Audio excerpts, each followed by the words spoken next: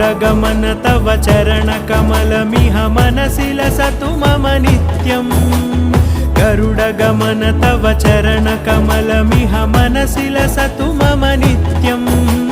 मनसि लसतु मम नित्यं मम तापमपाकुरु देवा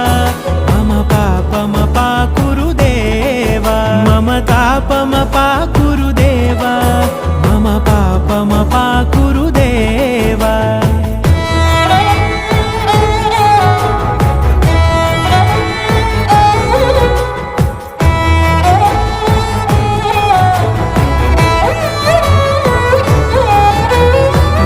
जनयन विधि नमुचिहरण मुख विबुध विनुत पद पद्मा